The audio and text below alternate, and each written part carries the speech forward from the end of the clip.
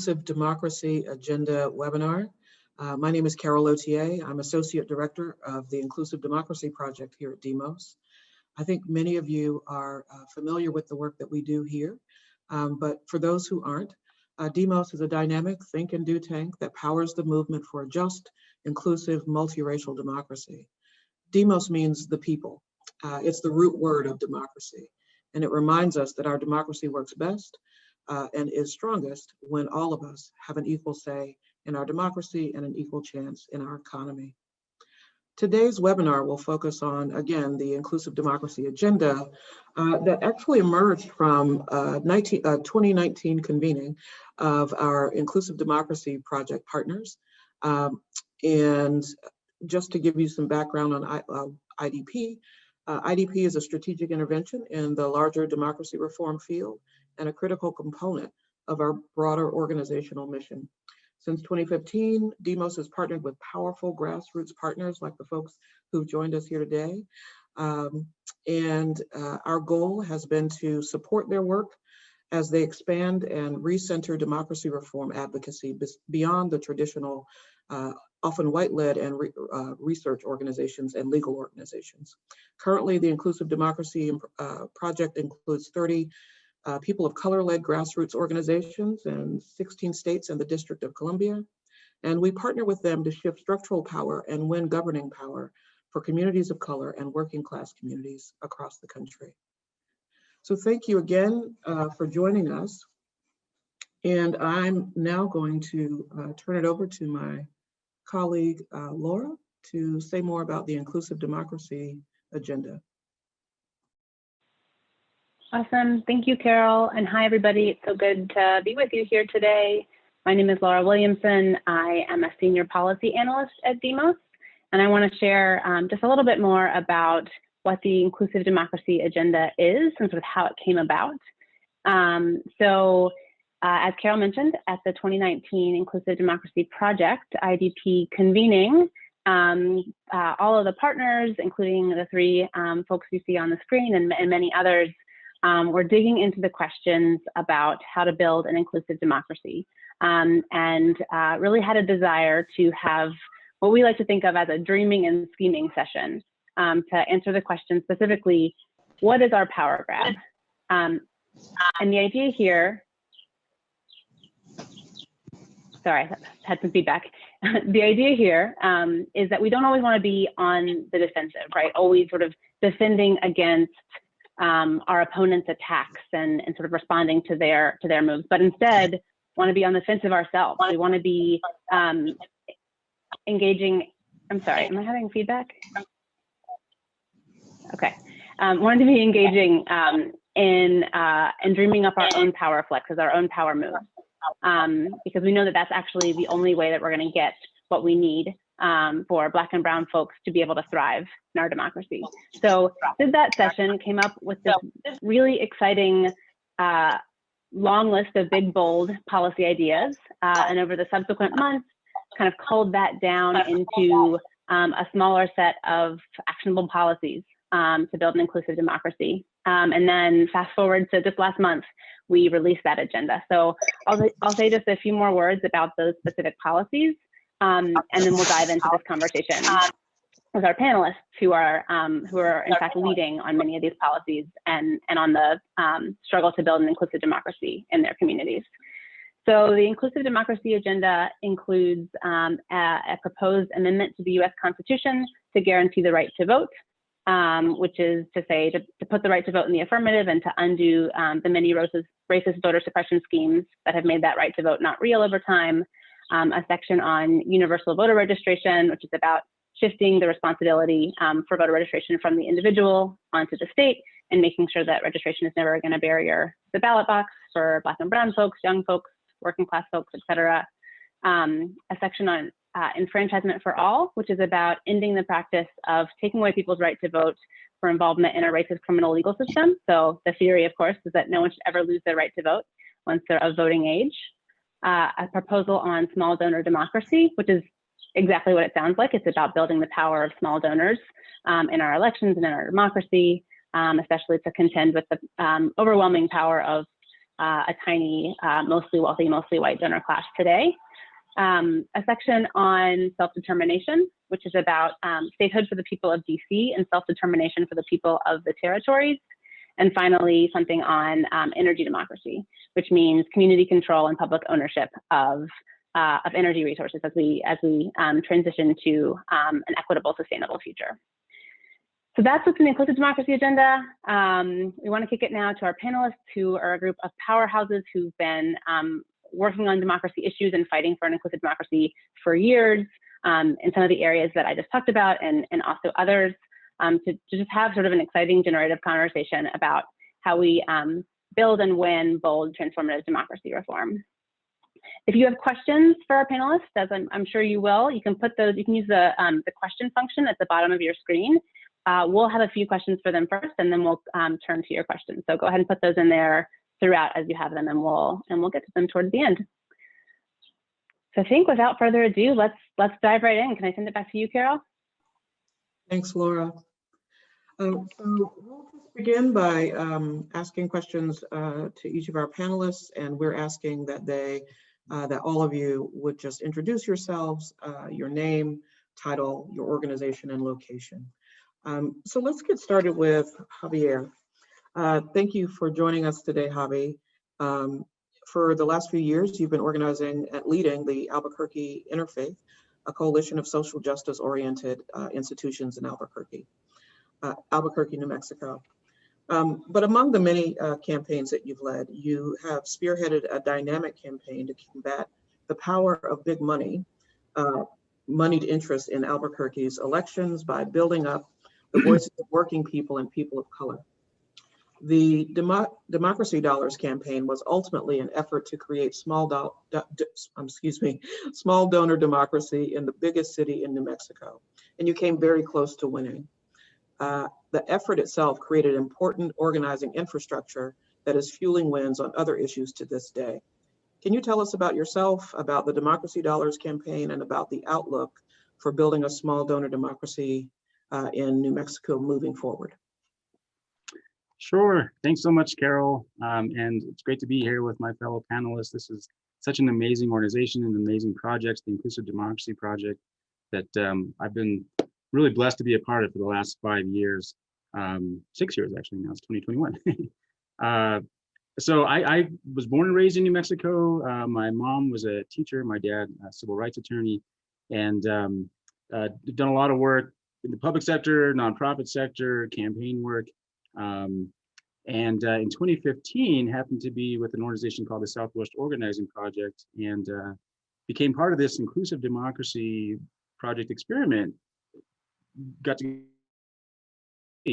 and meet with some incredible other Black and Brown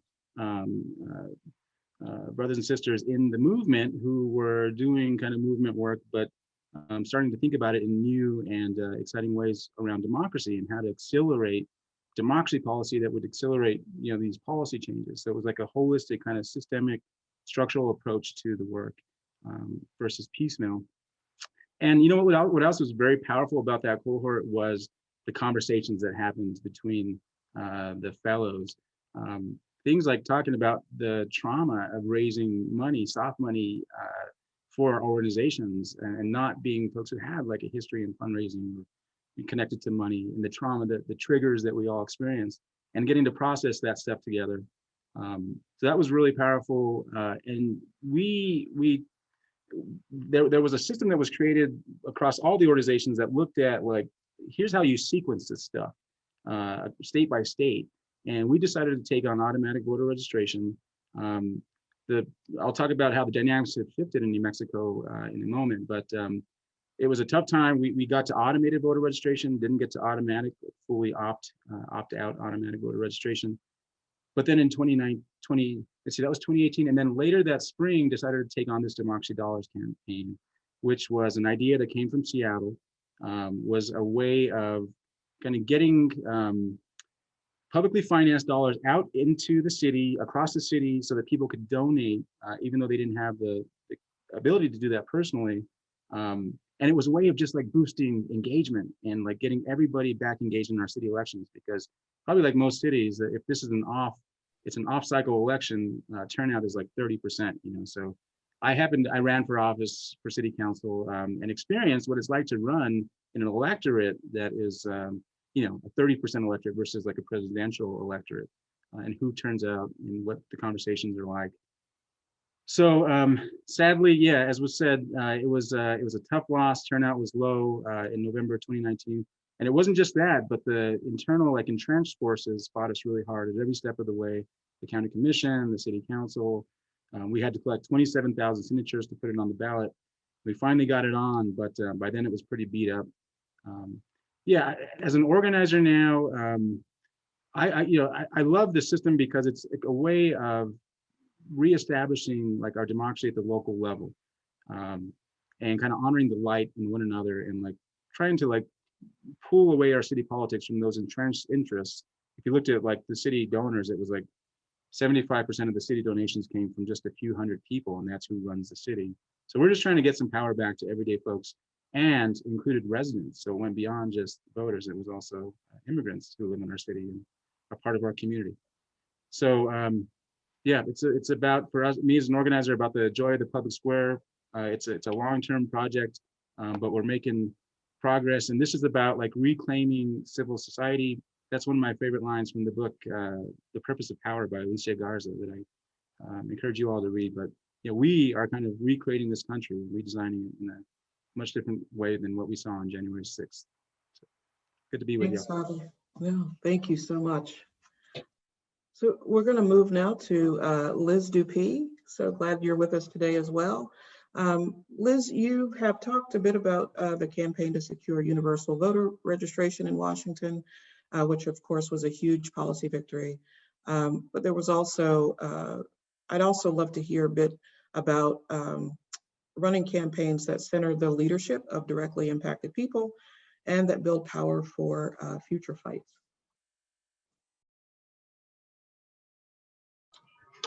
All right, me and this mute button. It's a long-term endeavor, y'all.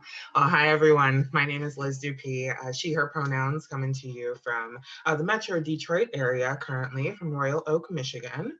I currently serve as the Impact and Learning Analyst at Youth Engagement Fund. My role is really hyper-focused on combining data science and everything I've learned in my past working as an organizer and a fundraiser and a policy person and comms to really share this huge impact that youth engagement, youth civic engagement has on the overall community. Our work is focused solely on the South and the Southwest in 5 states, Arizona, New Mexico, Georgia, Texas, and Florida. For a while, I was in Texas, but had to move on up. I was just telling everybody it's the snow for me. I love the snow. So yeah, the reasons why I've been fighting for universal voter registration is really just fundamentally the one I see as one of the biggest components to being able to incentivize, reduce barriers to be able to participate with the vote. And building an inclusive democracy is super important because that would just be everybody participating. And when you think of universal voter registration, when you think of what it takes to be able to achieve that, it's just so important to be able to get there because it does ensure that promise, at least takes the barriers away to be able to ensure that promise of one person, one vote. So in being able to really center a lot of the leadership of youth of color, of young people of color, of people of color in this work, it's been said before, and it definitely cannot be an afterthought. The Washington Voter Justice Coalition, the large coalition in Washington of, I think, over 30, mostly BIPOC-led organizations, it was really remarkable in that they were able to keep this hyper-focus on best practices in anti-racist and collective decision-making through the many campaigns we were working on. And so by the time I joined the campaign or the coalition in 2017, I was previously working in housing and would just watch from afar as these groups would make it easier and easier for us to achieve our policy aims.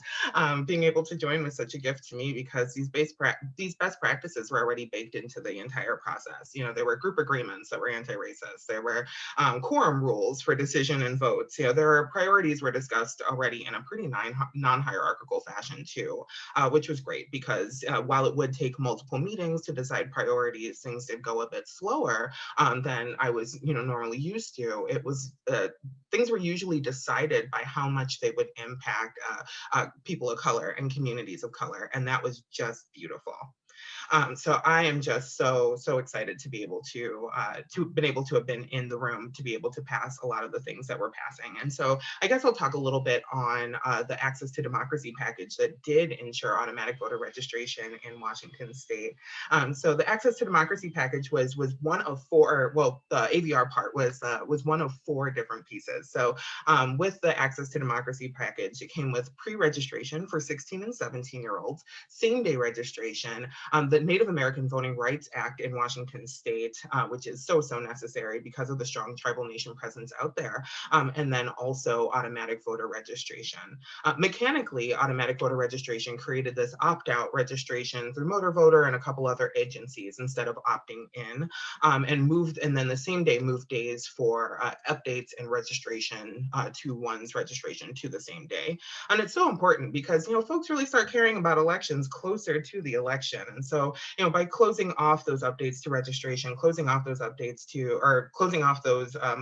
and ability to register really just closes down potentially people interested in voting. And especially with the technology we have today, it is just so easy to keep people registered. Now, I don't believe that we got to a portable registration yet. So I know there's a housing crisis in Seattle, and there's probably a question of what happens when people move, right? So that's something I believe a next step there, but it just was so good to be able to ensure this very first step so we could use that to build into the future. And, and I'm watching from afar now as they're passing rights restoration, echoing from Florida's work, and, looking at prepaid postage on ballots. That was something that passed before I left. And so it's so great to be able to see that, and to see that people of color along the way, from the beginning, from the design of the campaigns through the overall lobbying efforts into implementation, are still the ones making decisions, are still in the forefront, because it's understood that there's where the best impact are going to be made.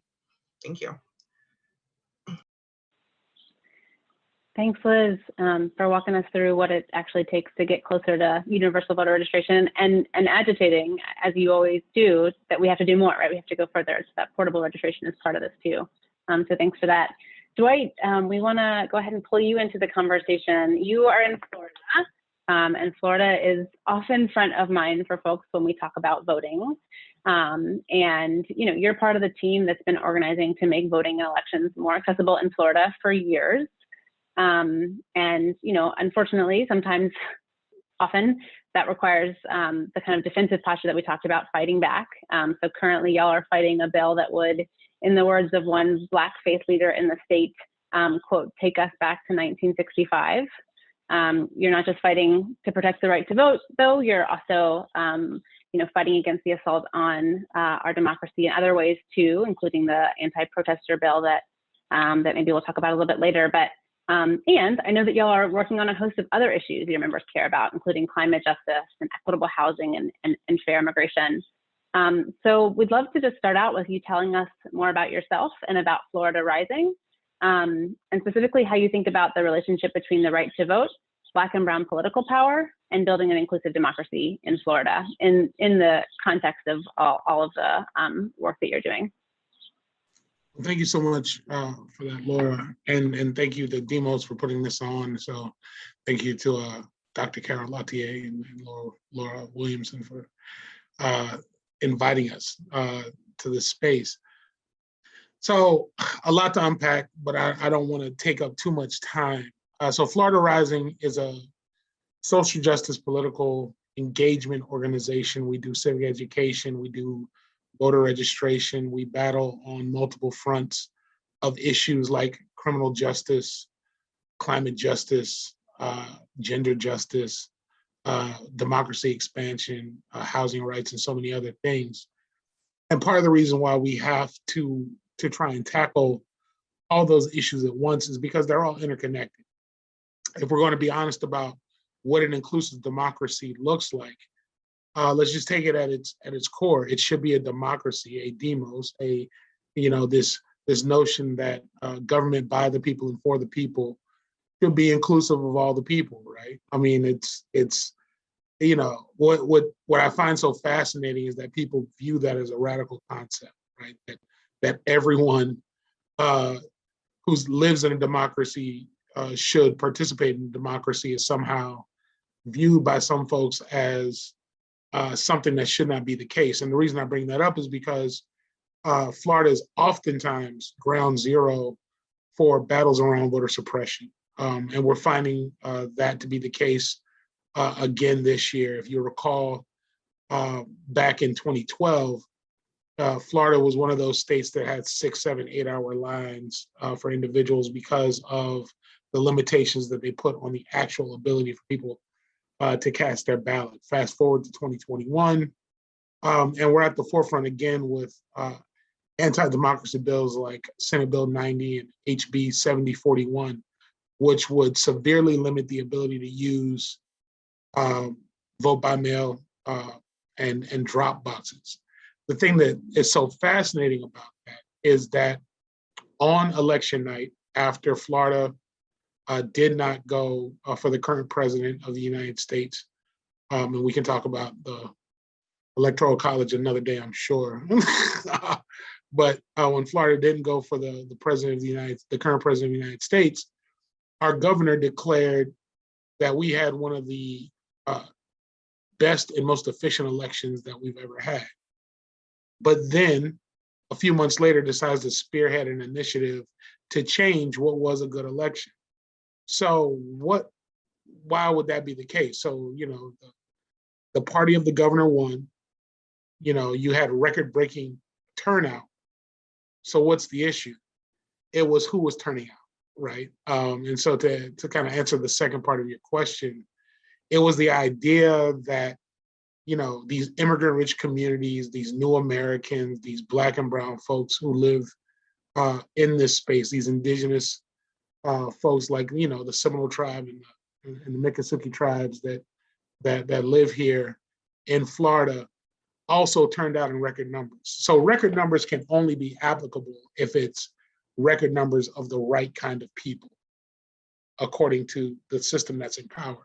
And so rather than that, organizations like ours, you know, broke the mold. We blew away our numbers, if you will. Right? So we had, again, greater turnout in Black communities, greater turnout in Latino communities, greater turnout in first-generation immigrant communities than we've ever had.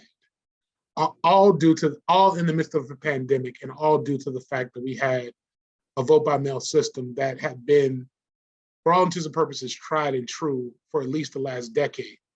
The difference is, and not to be overtly political, but just to give you a context for numbers, there was a time and place when, you know, the Republican Party had an 8-to-1 vote-by-mail advantage versus that of the Democratic Party.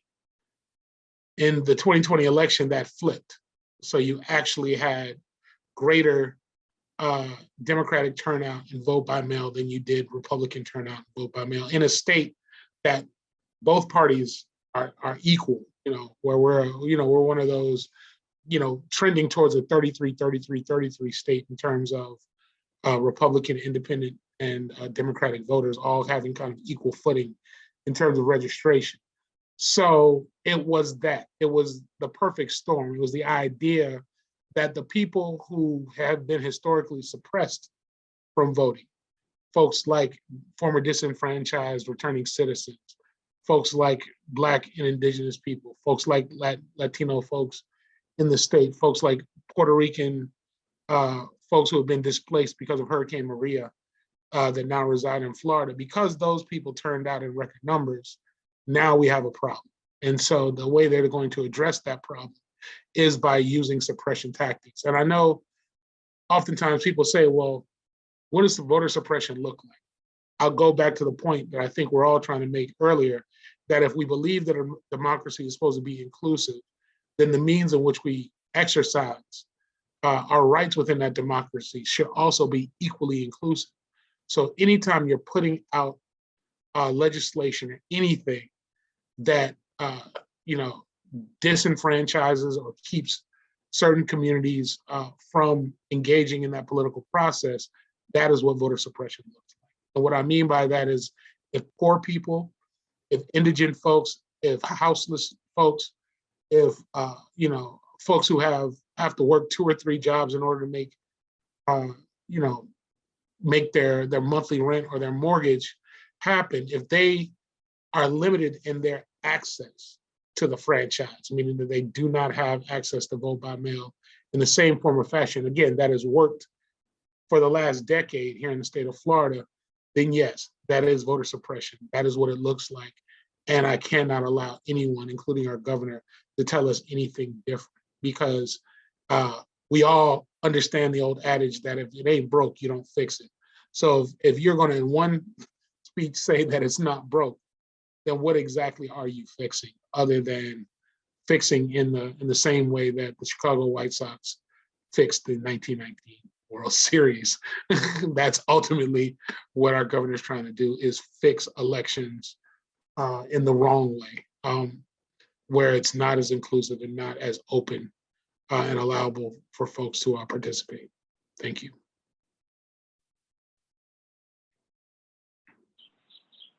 Thanks, Dwight. If you don't mind, I'm actually gonna stay with you, because this theme about you know, this big monster voter suppression bill being reactionary to this power flex from Black and brown Floridians last election.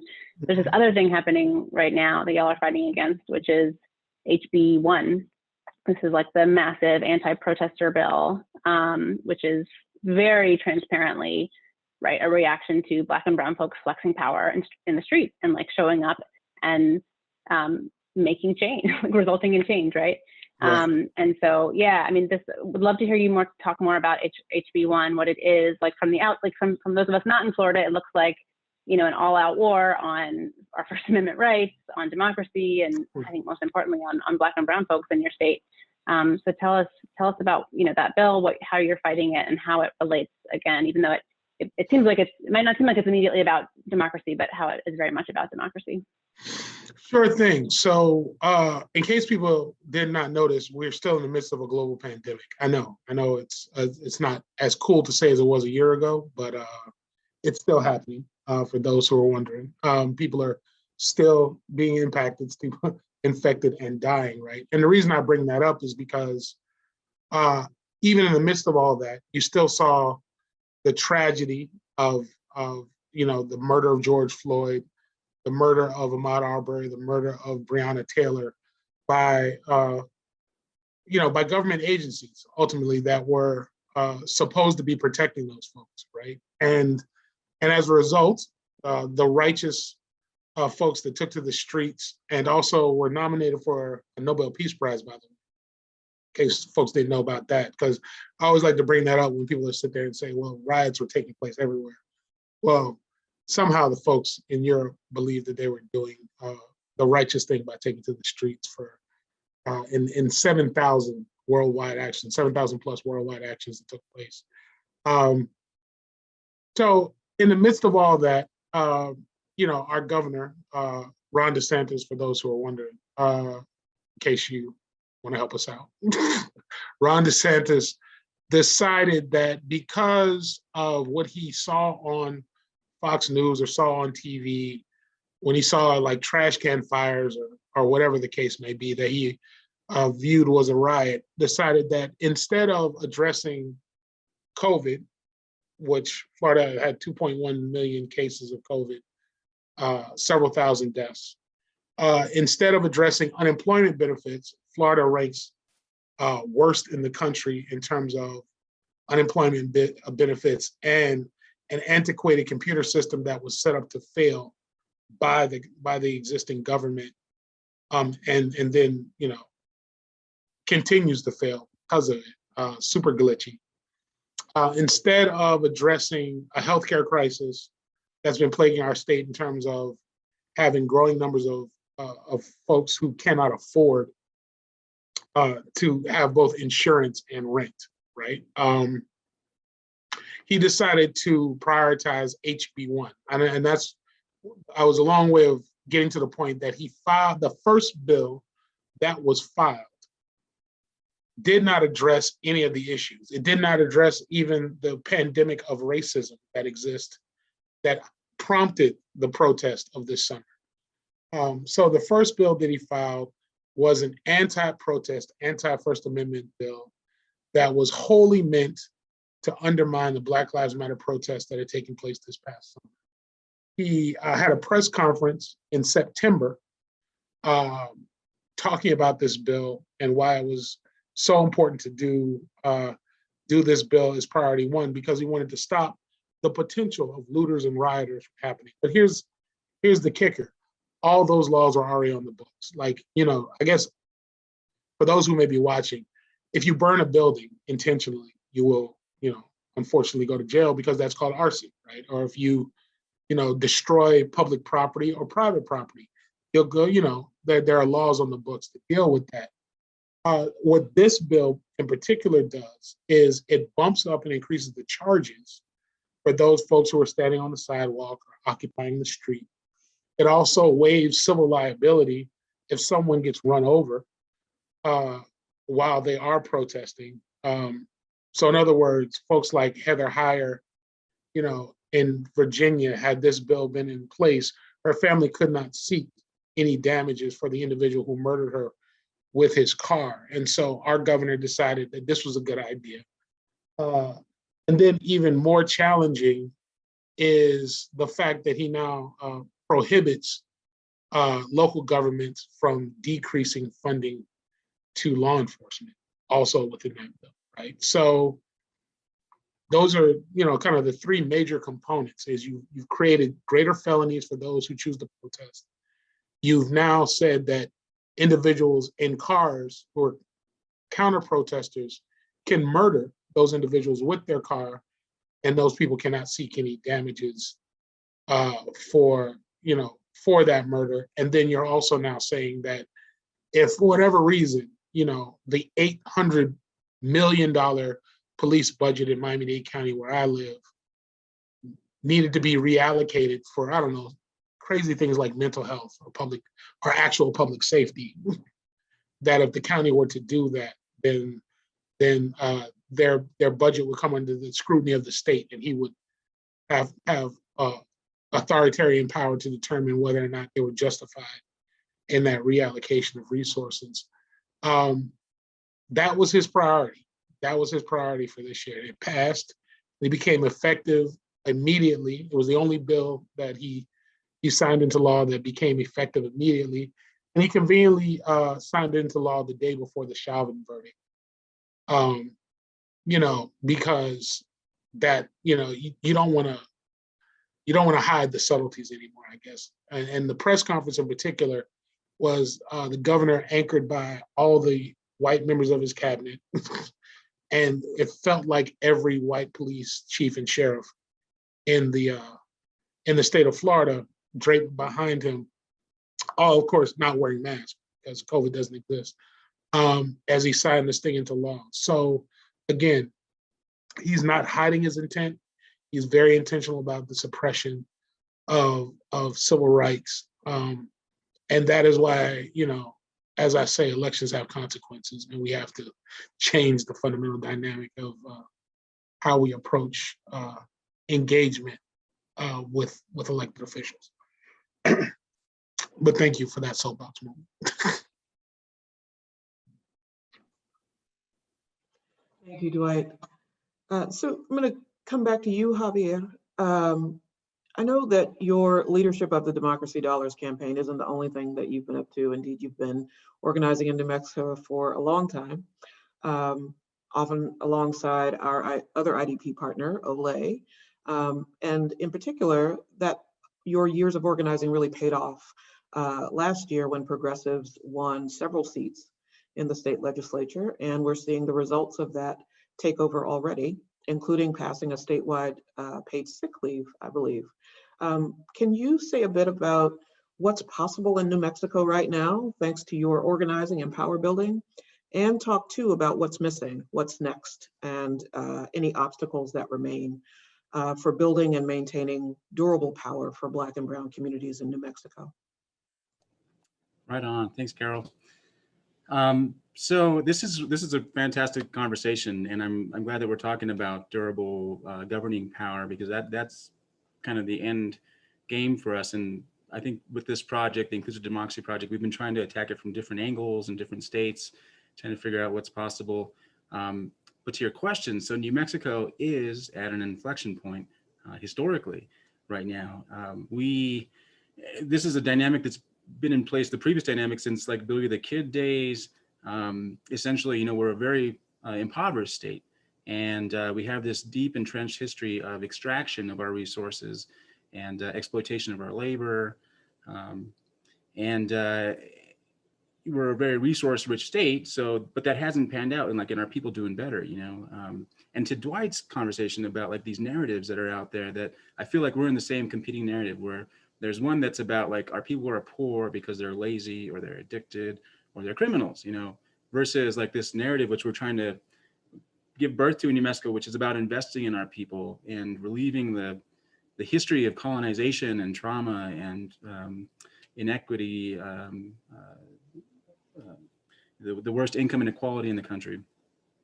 So, like I said, that's been in place since the 1880s, the Santa Fe Ring, and it showed up more recently in our state legislature because we kept running into this dynamic where we had this conservative coalition that would join with the right in our state legislature, and nothing could get through, nothing was possible. And these were Democrats, so this wasn't like a partisan issue, you know, like it was how the entrenched interests preserved their power in the state and how they've done it for generations. So it was always like a 24-18 math between Democrats and Republicans. You'd have 4 or 5 Dems, and that was the ball game. They'd set up kill committees, and all of our stuff would go there to die. So back in 2015, as part of IDP, Jodine Olguin Taylor was the director back then in Carroll's place, and we got together with some folks from the cohort, Valerie Irvin, Analia Mejia, folks from the Working Families Party. And we said, maybe we can try something like this out in New Mexico. So we started to think with our partners, Olay and Cafe, and we built this thing, and we eventually ended up hiring Eric Riego, who's this local champion we all love, local progressive. And oh, I forgot to say, you can read about this dinner, the first dinner we had in the Atlantic. There was a reporter there we didn't know that was writing about this. So that was back in 2015. But we formed the New Mexico Working Families Party. In 2018, we had the first 2 big victories, which were taking on conservative Democrats in northern New Mexico, where they were like linchpins. You know, one was the House Business and Industry Chair, the other one, I mean, just very corporate kind of. But they had key committee positions. So they were defeated in 2018, and it kind of sent a message. And then in 2020, the primary election, we had this earth-shaking primary election, and we took out the Senate Pro Tem, the Senate Corporations Chair, the Senate Finance Chair, and several others. And that made everything possible in the state legislature. And just this past session, we legalized marijuana. We ended qualified immunity for police. We passed paid sick leave, and we tapped into, well, it's going to go before the voters next November, but we have this $22 billion land grant permanent fund, and we got this proposal through the legislature to put it before the voters to take an extra 1.25%, which will be an extra $200 million a year for K through 12 and pre-K in New Mexico for the foreseeable future. So what's possible, you know, I feel like we ran out of time with this legislative session. And I do know, I believe Javier Martinez, our state House Tax and Rev Chair, is on the call today. And now that he's succeeded and he was the lead on the legalization effort, he's got some capacity, and maybe he can take on automatic voter registration next if you're listening, Javier. His name is Javier Martinez. He's my tocayo. Thanks, Carol. Thank you, Javi. Laura? Yes, I want to continue on this theme of building durable governing power, and kick it to you, Liz, to talk about this, because you talked about the universal voter registration wins, and they were a win in their own right, and they were a win because part of passing that and winning it was building infrastructure in Washington State that has then allowed wins in subsequent years, including rights restoration for justice-involved people just this past year. And that fight in particular, right, was was led by and in part won by a woman named Tara Simmons, who you talked to us about, who we'd love to hear more about, who's justice involved herself and was part of the Voting Justice Coalition, and then ran for and won elected office. So specifically, you know, if you can tell us about that fight and specifically the importance of centering directly impacted people in our policy campaigns and wins. Yes, definitely. Oh, it's so great to hear all the work that Tara did. So Tara and I went to law school together, actually, y'all. And Tara, and I knew Tara from before then. We actually held signs together during some of our fights around the fighting the prison pipeline or school to prison pipeline, and being able to just increase even more diversity into our Jesuit institution that we went to. And so just so grateful to Tara for all the work that has happened.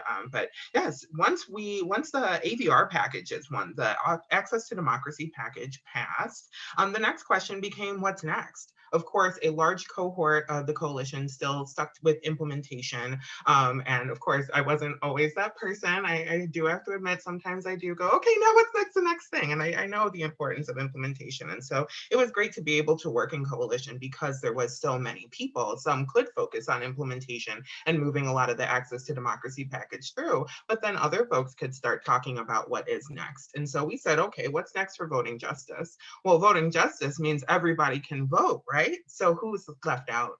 And it was very, very clear. We had several issues with the white supremacy and our mass incarceration system and how it impacted who could vote in Washington state. So some of the first fights, some of the first conversations and campaigns we had were around rights restoration and ending prison gerrymandering. When I was in Washington state, I served as the director of the Democracy Hub and then also the research and strategy director at Win-Win, the State Voices table in Washington state.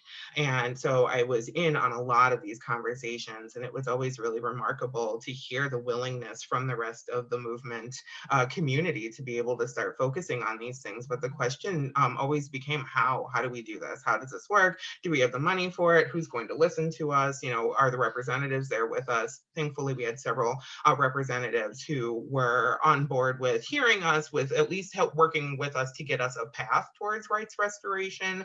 Ideally, we wanted full restoration, but we're willing to take an incremental step due to, well, I guess, I don't know, for me, it was just being beaten down by the system and saying, well, I'll take whatever I can get.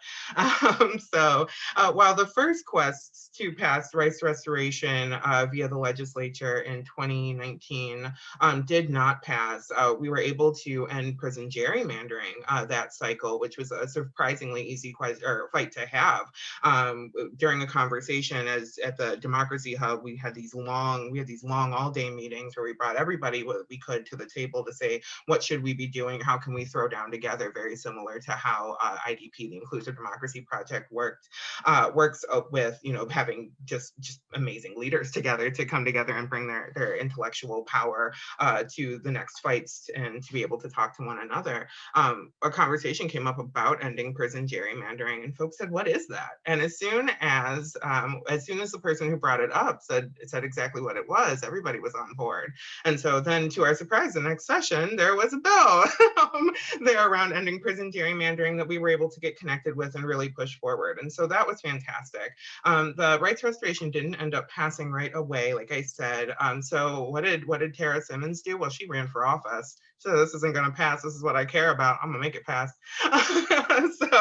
So she ran for office, and I watched from afar, ended up moving to Texas to take on this new role, working in the South and the Southwest on BIPOC civic engagement. And so I watched from afar, watched her, you know, get elected, run her for, I think it's her first bill, with so much support. I believe even some of it might have been bipartisan, y'all. Like, it was amazing to go from 2019 to say, oh, do you think we could do this, to 2021, and now it's passed. So that's really the power of directly impacted people and the fire that we have as a directly impacted person. I myself have a criminal record, to be able to just say, you know what, enough with these stories that are being told about our limits and about what is going on and about what we can and can't do, you know, and how hard these conversations could be. We're going to make these conversations easy, and we're going to do it ourselves. And so I'm sure Tara probably won't say easy, because I've seen her midnight Facebook post saying, y'all, I'm so tired, I haven't eaten all day. but being able to just watch it happen and change in 2 years, which is so, so beautiful.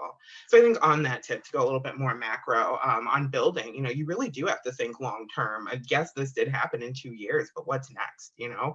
And for me, I always like to ask, like, what does my shining city on a hill look like? And, you know, I'd like to bring that to people and say it in whatever non-white supremacist way I can, to be able to, you know, ask folks, what do they want? What is this? What is the story you want? What is the story you want to tell?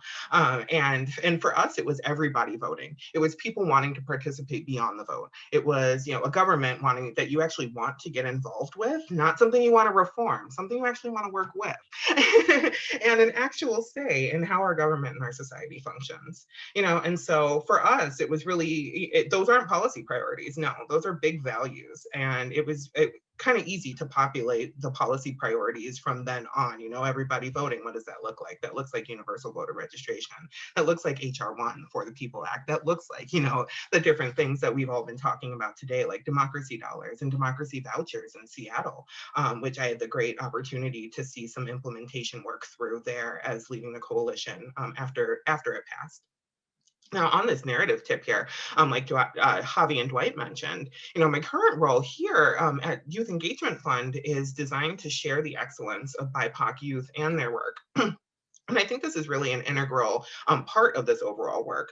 You know, we know that the importance, we know, of course, the importance and impact that directly impacted people have on the foundations that we have, and building those foundations and building those narratives and shifting the work and shifting the life we see in the world we see in front of us. You know, but it's going to take some work to be able to convince everybody. And it's still taking work to convince everybody. Of course, we're seeing all these retaliatory, terrible bills coming on to try and silence all the power that we're building. And so here in my role at the Youth Engagement Fund, we have this tremendous privilege of being able to build those foundations and challenge that lack of trust and challenge the lack of resources for POC-led efforts, especially POC youth-led efforts. You know, each of the reforms that we won were a coalition effort. I'm so amazed to see the coalition efforts just popping up out of the young people that we're working with over and over again. Folks, the young people that we're working with just have this fantastic and inspiring analysis working together to be able to do, I mean, just everything in the name of democracy, from providing PPE to going out and, you know, protesting, to water at the voting booth, to being able to, you know, just connect all those different issues to the importance of participating in civic life. It's all been a long-term fight. It's been something that folks know is going to take forever. I don't want to say forever, but I don't know. Right now, last week really beat down my my hope for the future, y'all. So I'm gonna be real with y'all. It's gonna take some time, and I am here for it, and I am so impressed that the young people are too. We work with about 25 to 30 organizations who are all focused on the intersections of issue education and civic engagement. And so while I have the tremendous, you know, privilege of being able to watch them, it is so beautiful to be able to just know that there are so many young people that have this like long-term lens, have this structural reform lens, and are really working together, lifting up their own voices, their own directly impacted voices, and working with us to being able to just create those foundations and resources necessary for generations to come. So thank you very much. Thank you, Liz. This next question is for all of you. We know all too well that winning a policy is not the end of the fight. Those people who are hostile to Black and Brown political power, to an inclusive democracy, never see our victories as the end of the fight. We might think about the battery of civil rights legislation, in particular the voting rights legislation passed in the 1960s that seemed secure until 2015. And so as we think about currently, we know that in Georgia, after the historic win of Senators Warnock and Ossoff, we saw voter restrictions pass there as well. And we're currently seeing more than 360 voter suppression laws introduced around the country this legislative session, which is, we believe, a direct reaction to Black and Brown voters braving the pandemic to turn out in force last November. Can you talk a bit about what this looks like in your states, what strategies you're developing to combat these anti-democratic maneuvers, and what you need from funders and national organizations like Demos as you fight for working people and people of color in your states.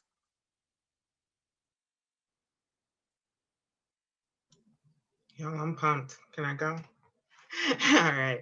So in Michigan, there are 39 Senate bills right now moving around to impact our democracy in one way or another, whether it be tightening voter ID requirements, making it like creepy to get an absentee ballot or use a ballot drop box, like sending in copies of your ID. What do you want? Do you want eyelashes with that too? I don't know. And ballot drop boxes with cameras. It's wild. Adding opportunities for partisanship in the location of ballot drop boxes as well. We wouldn't be able to use them on election day.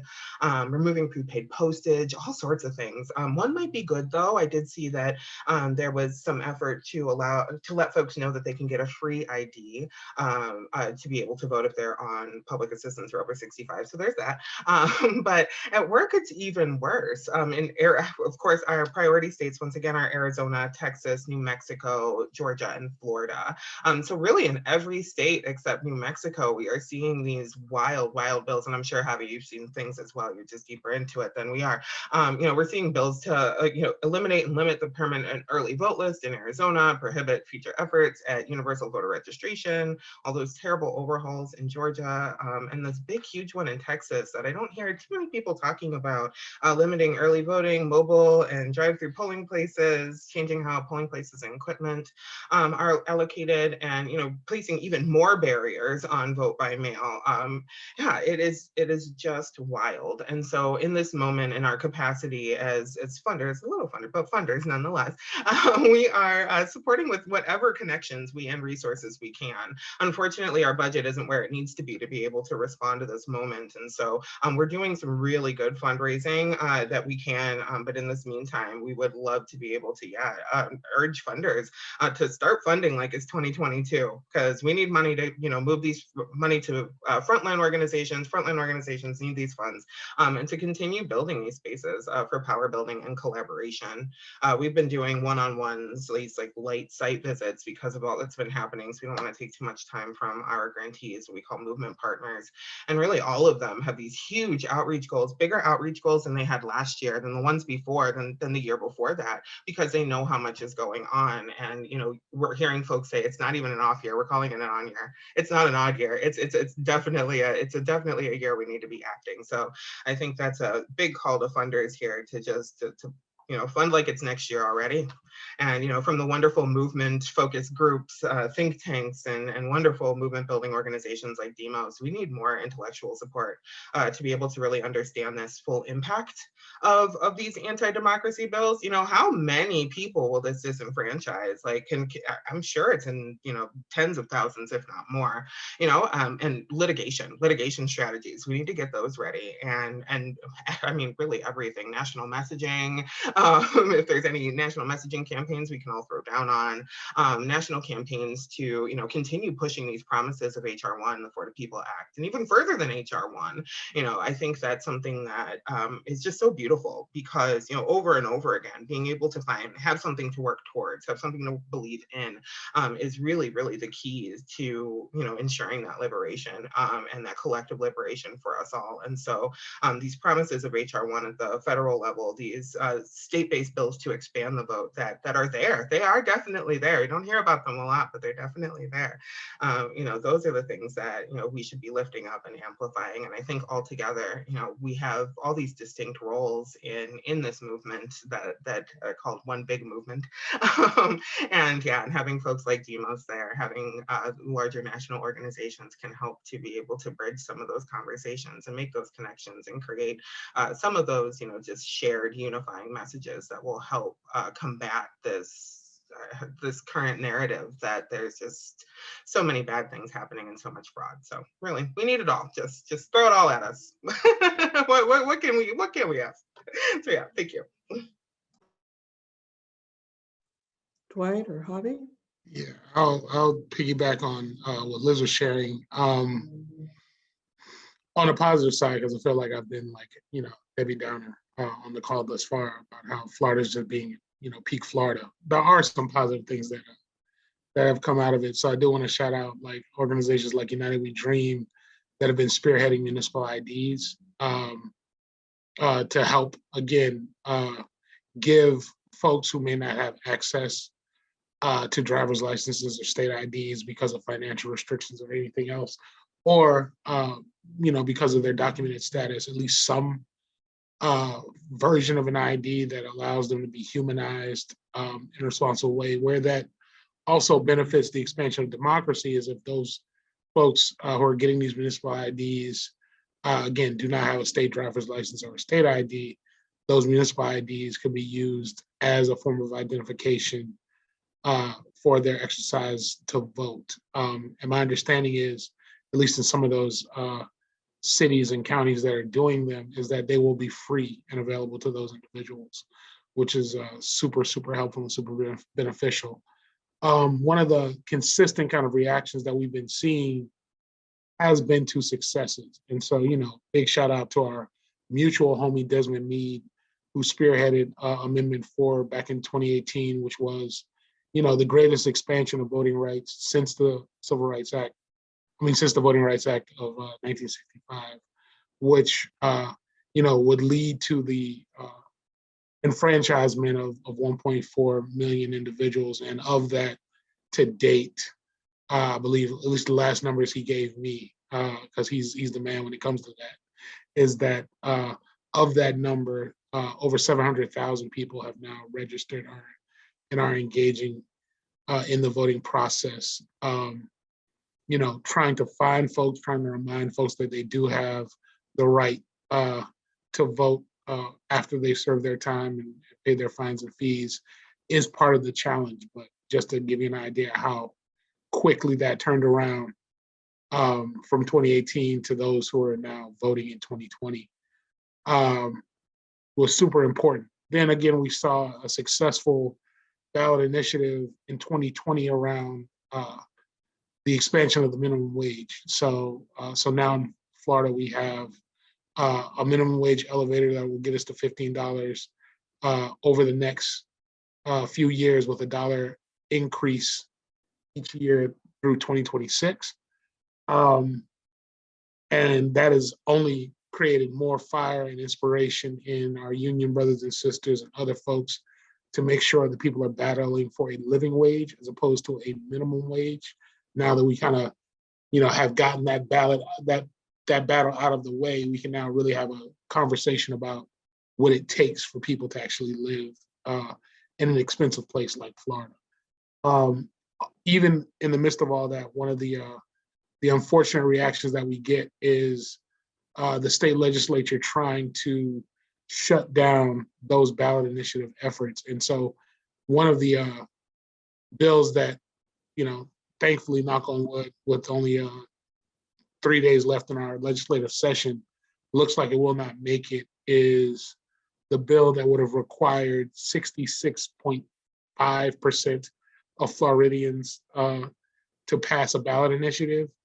And just so you understand why that number is so specific, the Amendment 4 ballot initiative won by 65%. So the legislature just conveniently was like, 66.5, I think is a good fence, good flagpole for folks to operate in. But it looks like we've been able to defeat that this year. But this is literally the third session that they've tried to run some form of that since Amendment 4 passed back in 2018. So they are consistent in their efforts to really undermine, or at least attempt to undermine, democracy. But we're going to keep pushing, because that's what Dr. Carol Lautier taught us at IDP.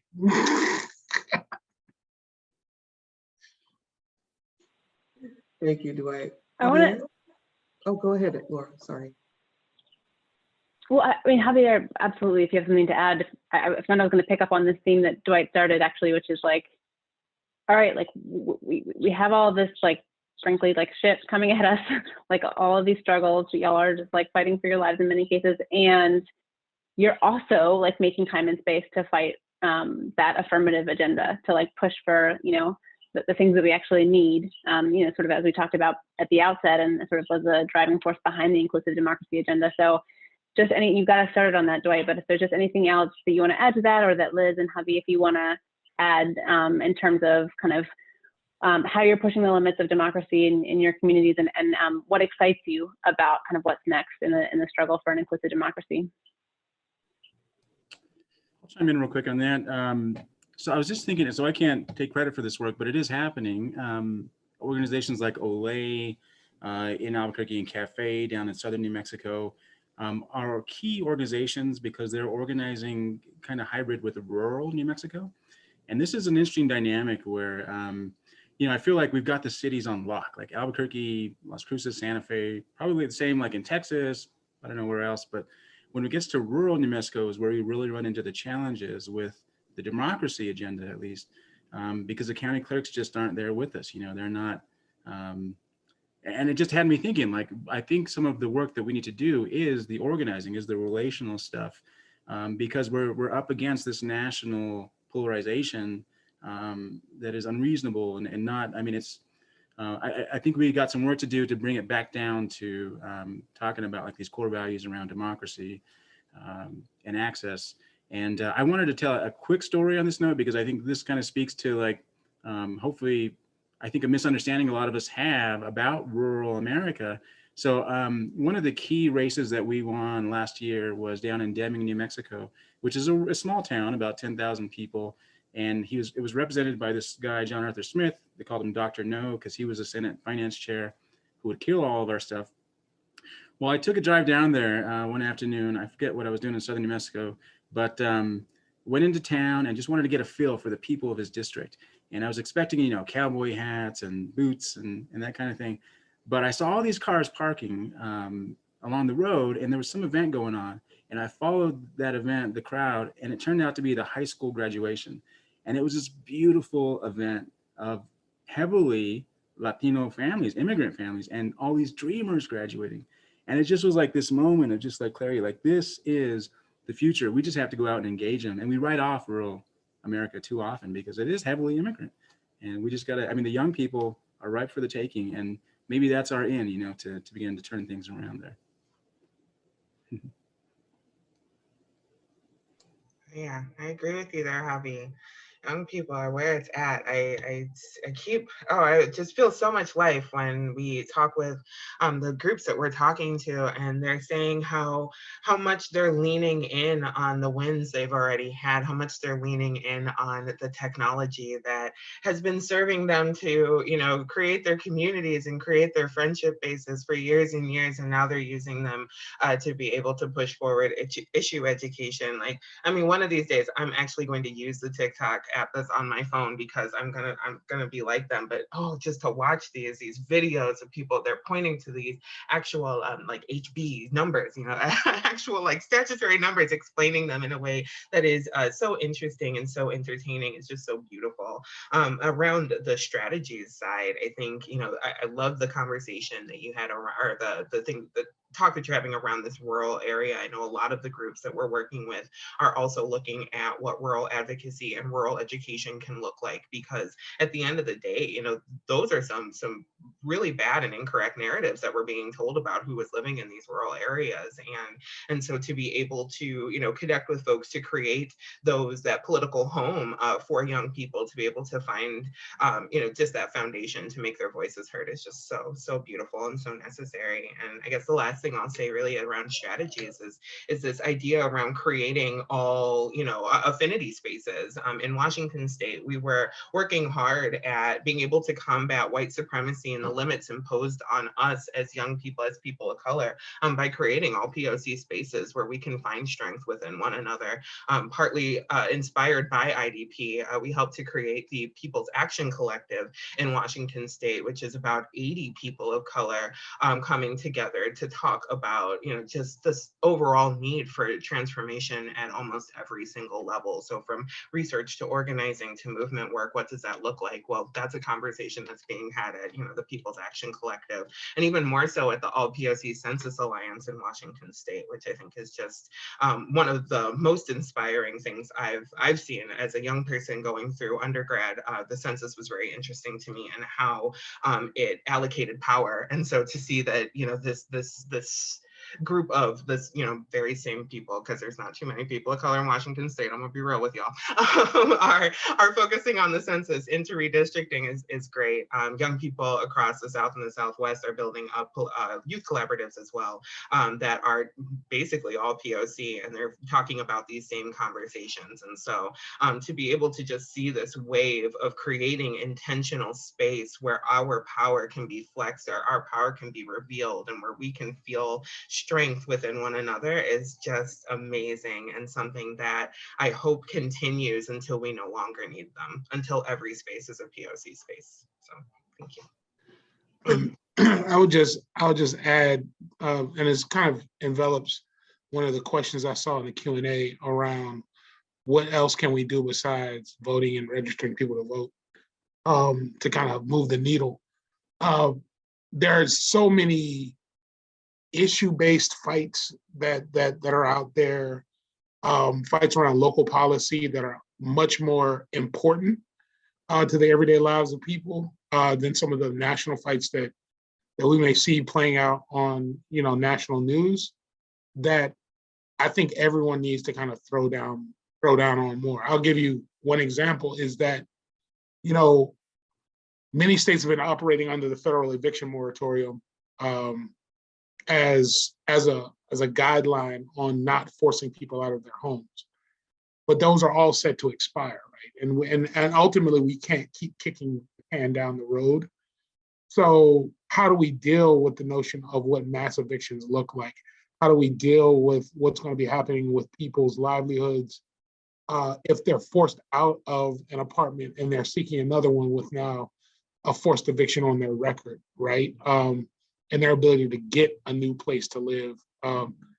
And so that is something that is very real, very present, that all 50 states are dealing with in some way, shape, or form, that can be helped through policy. But in terms of people's skill sets, this is something where the lawyer who deals with housing related issues and the person who's a carpenter and an electrician all can get in the same boat together to help move things out. Like, what are we thinking about in terms of reimagining alternative living spaces? Is there the possibility of a co-op space that people can live in temporarily until they're able to get back on their feet? You know what I mean? What are we talking about in terms of land access and the ability for land trust to exist in spaces where we're, instead of gentrifying communities, turning control of those communities back over to the people who they were originally taken from, like we're seeing happen with the beach issue in California, where they recognized that they used eminent domain to remove a Black family from that space, and now are returning it to the descendants of that family. I know it's a scary word for some, but the base of reparations is to repair, to repair the harm that you caused, knowingly caused through inaction or action of government. And so when we talk about the notion of how do we return that to, places like in Florida, like Ocoee or Rosewood, where Black families had the audacity to buy homes, and those homes were then demolished by white mobs because these landowners tried to exercise their right to vote. And so instead of allowing that to happen, you had mass demolition of their homes and a failure to return any of that loss to the families in any substantive way. So I say that to say that is an action of voting. That isn't an action of registering to vote. That is an action of activism and righting a wrong, and making the unjust just for people who've been impacted by some of the horrendous policies of the past and the present. Thank you, all of you. One question we had earlier in the chat was around civic education. What's the importance of that right now? What opportunities do you see to help citizens understand how they can be more involved at the local level? Any one of you welcome to answer. I'll start. We, in the kind of organizing I do with IAF, talk about creating this Institute for Public Life because we love just engaging like everyday folks from schools or from churches in our democracy and trying to turn this stuff around. And we tend to have a lot more access at the local level, you know, as opposed to the federal stuff going on. You know, I think for us in New Mexico, it's just really kind of the popular education. This is the role that like all these youth organizations have is just, I saw a beautiful video once that AOC did where it was like her 50 years down the line, I think, but you know, just helping our folks to envision what's possible around an economy that is more generative and not so extractive, that invests in our people, you know, that takes advantage of our renewable resources. We're like second in the country for solar, 11th in the country for wind. We want to end all the predatory stuff, you know, payday lending, the private prison industry. We're worst in the country for that. Get our legislators paid. We're the last state in the country that doesn't pay our legislators. Like they're all volunteers, which makes it, you know, inaccessible to a lot of good folks. And universal health care and mental health access to begin to deal with that history of trauma and exploitation and dispossession in New Mexico. So as Dwight was saying, like, yeah, it's about, I mean, democracy, the democracy accelerators, all the policy is about accelerating that change, you know, that transition into a new existence. By the way, a little funny thing, they were calling this generation, Liz, Zoomers, like years ago, Zoomers, because they were like, they're so into TikTok and technology and they're so fast. And here we are on Zoom. So I just thought that was funny. Generation Zoomer. And here she is, my 7th grader here to helping me with Zoom, trying to figure it out. I thought I was still a youth, but apparently not, because yeah, she's like, yeah, this is, you do this and then you dance, you turn off the mute, and this is how you make it work. And I'm like, wow, y'all just know it all. Oh yeah. You know, I guess to talk on the civic education question there, I think there's a lot of potential to really envision what that looks like, to be able to, I always think of this question that IDP asks us, how can we throw down together? And so what does it look like to throw down together on something nationally promoting civic education? That's one question. But I think what's giving me a lot of inspiration in life around the civic education idea is watching the young people through my work at Youth Engagement Fund, the grantees and movement partners that we're working with have high school programs that are, you know, and campus programs, and even kindergarten. Some folks are in kindergarten, in elementary school, y'all, working and imparting the importance of civic life. I believe I was just talking with one of our movement partners, and oh, I wish I could name that name. I'm so bad with it sometimes.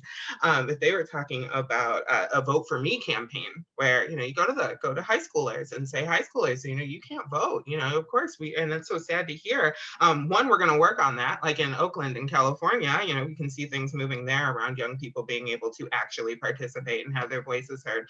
But until then, go talk to your parents. Like this relational organizing, intergenerational relational organizing is just so inspiring, because yeah, go talk to your cousins, go talk to your uncle, anybody over 18, tell them, if you don't want to vote, go vote for me. You know, I care about this, I care about that, you care about me, so you should care about those things too. And so, you know, that was just one organization, but I know there's so many more, dozens that we've spoken to that have programs going all the way into kindergarten. And so on one end, I know there's a lot of potential on the policy side, but again, on this tip to look at what's beyond policy, what's beyond the vote, community.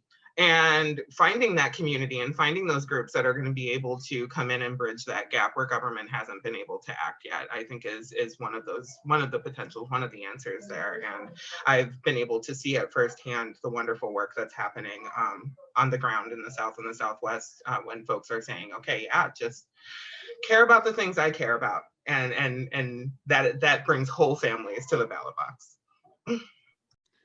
I would add that we also have to recognize that the process of voting in this country historically has been dangerous for people of color, right? Like that's a historical reality that if we're going to say that we're a country of whatever, have to own up to, that we have literally killed people who've tried to vote in the past, or register to vote or engage. The idea that women and BIPOC communities were not thought of or conceived of in the original sort of mindset of voting in this country, or engagement in this country, was deliberate. That wasn't, it wasn't like those white landowners were sitting in a room, not aware that they had wives, or not aware that they were interacting with Black people.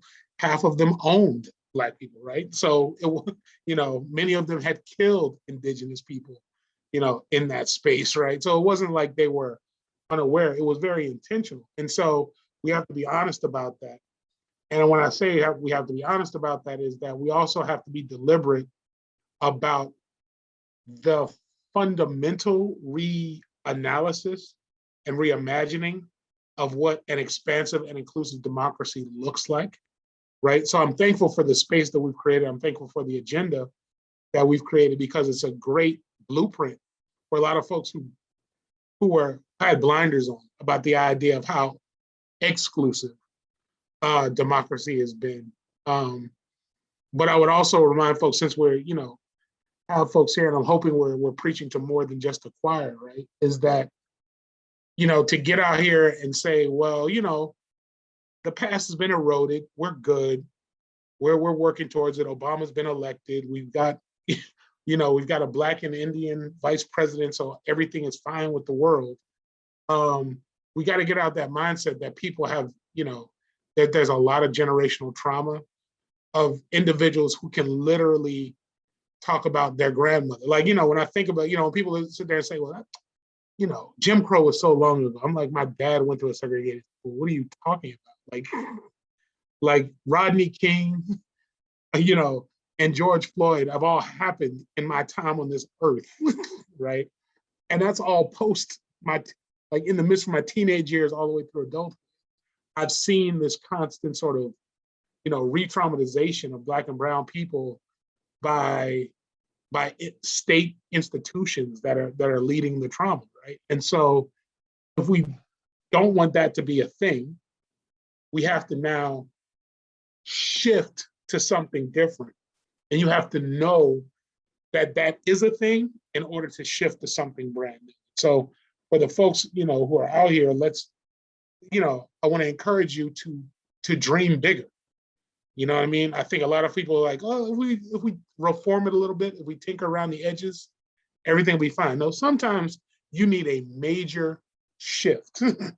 It might be in your city, your town, your homeowners association, your state legislature, all those things. And so wherever you feel you can impact that level of change, of systemic change, do it. Don't get caught up in the idea of like, well, we need to elect a different president all the time. That's going to happen. We're all going to get on board with that. We're all going to get on the same bus with, trying to move the progressive train down the road. But what I would say to folks is it really does begin at home. Like, who's in your PTA? Who's been handling the funding at your child's school? What I'm saying? Who's on your school board? Those are the kinds of real intimate fights and discussions that need to take place, that folks need to be engaged in.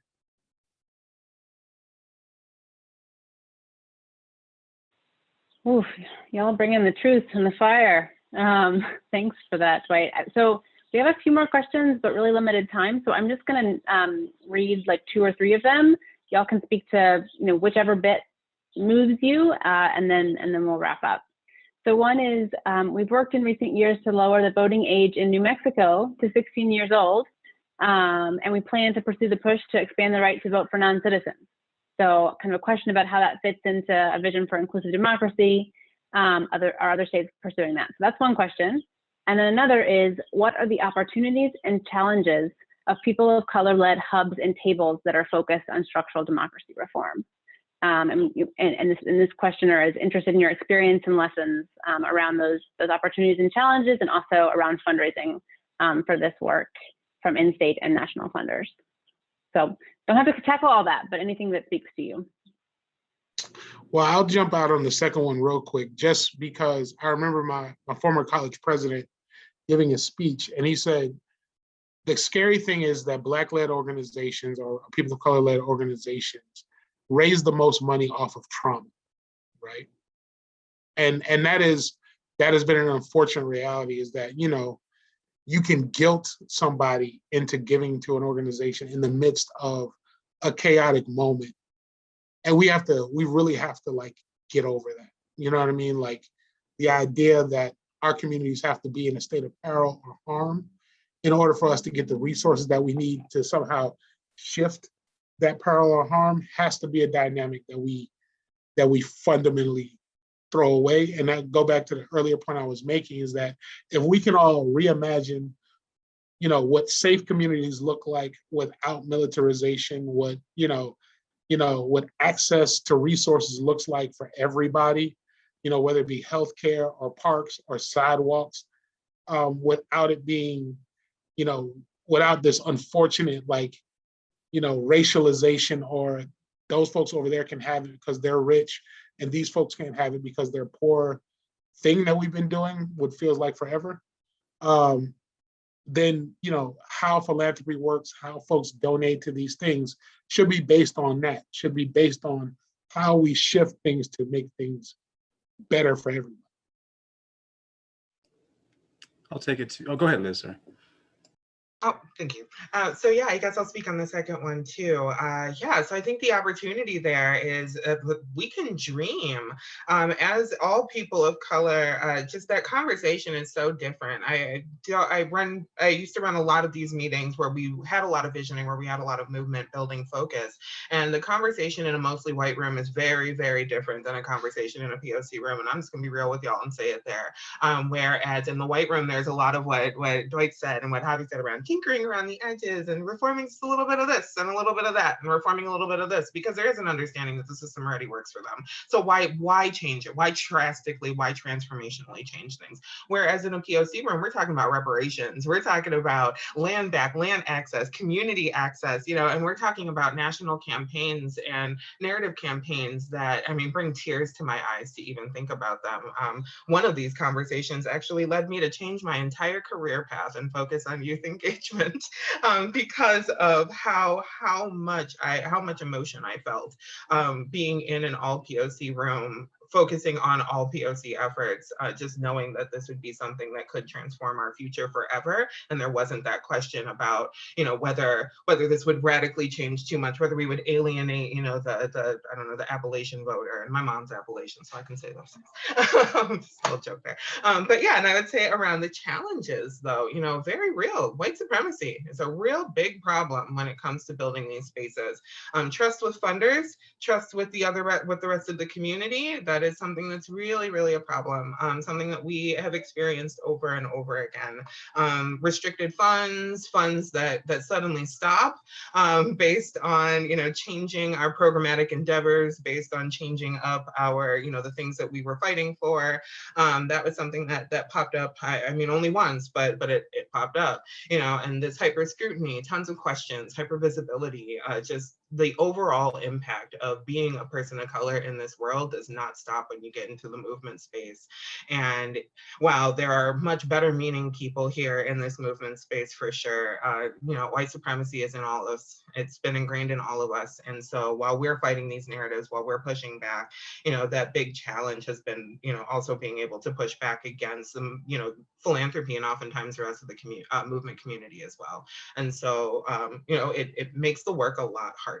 And at one point, you know, I started to ask myself, like, what could we achieve if we didn't have to do all of this other side work to prove ourselves, to prove our work, to prove it moving forward? And so while there are a lot of opportunities, while a lot of this does give me life, you know, this is a really, really real question. And these challenges put so many forks in moving things forward that just don't need to be there. So yeah, moving forward, you know, continuing to just show our excellence, I think is the key. Show that, you You know, there's so much happening. Our ancestors fought and died for us to be here. And I have a 50th anniversary of the March on Washington 50th anniversary shirt that said that. And I'm going to keep it close to my heart because at the end of the day, you know, we are continuing a decades-long fight, a centuries-long fight. And so those challenges will continue, you know, until we stop them, and we are going to continue to stop them. So I don't know, I'm trying to end this on a positive tip, and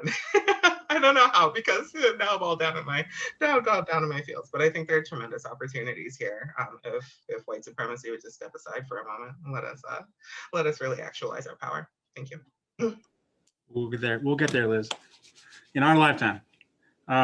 So to the second question, I wanted to also say, I think that was the core reason the Inclusive Democracy Project was formed. And those were some of the conversations that were had along the way, where the struggles of being in these spaces around democracy policy, but constantly being overridden or boxed out by the mainstream democracy organizations.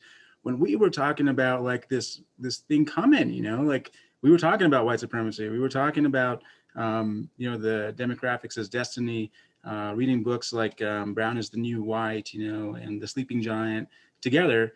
And what we were trying to say as IDP is like, they're leading with race. Back then it was dog whistles. Now it's overt. But, you know, like, where's the focus? Like, part of the challenge in this being like a C3, mostly doing C3 work versus C4, you know, C3 gets thought of as kind of like the little kids table, right? Where you're doing soft work and it's civic engagement. But the C4 work, I think, is the opposite, which tends to be too focused on this increasingly shrinking conservative electorate or the likely voters, you know, versus building broad-based building, something bigger that's more durable. So I think that's the opportunity, is to really invest in these organizations as like having a critical role in where this conversation goes forward, and also be a little deliberate about like who's leading, who's the front, who's being given voice, and who's taking credit and all that stuff. And then on the second question, sorry, because that came from New Mexico, I think, Javi, that you know, that's exactly what we're talking about, is how do we change the game? Young people being able to vote would be incredible. And when we were doing the democracy dollars thing, we included residents, because yeah, we wanted to have that conversation about who's part of Albuquerque, and you know, who needs to be at the table. So I hope we can work together on that. Thanks, Javi. And thank all three of you so much. I speak on behalf of everybody at Demos, and I think probably the audience as well, that we're grateful that you took time to step away from your busy work to join us for this conversation. It's been stimulating and inspiring. So thank you. And thank you too to the audience for pausing in your days and dreaming and scheming with us. Hope that if you have been inspired, as I have, you will take a look at each of these folks' organizations and work. I don't know if Alex, you can share your screen. Perhaps we have, yeah. So you can see here, maybe a little bit resizing, the websites for each of the organizations that these fine folks represent. You can go to those websites to learn more about the work, to sign up to receive emails, and most importantly, to make a contribution to support this work. This is sort of the closing call that I heard from all three of the panelists. So please do that. And then finally, I will say, look out in your email for both future events that Demos is putting on, but also look for information about a celebration that we are going to be planning, because if you haven't heard, Demos just recently announced that we have an incoming president. Taifa Smith Butler will be joining Demos as our president beginning on July 1st. We couldn't be more excited.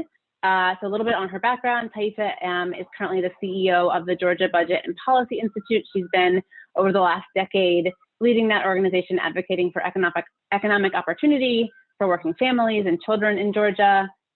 She is a leader for much longer than that. She's been a leader and an advocate for racial equity and economic justice. And she's been a member of Demos' board since 2017. And both Carol and I have had the privilege and the pleasure of working with her in that time. And we are so excited to look out to for an invitation about how we can all celebrate her and welcome her to the Demos family. So with that, I think it's a wrap, even early. So thanks again, everybody. Really appreciate your time and energy. Thanks, everyone.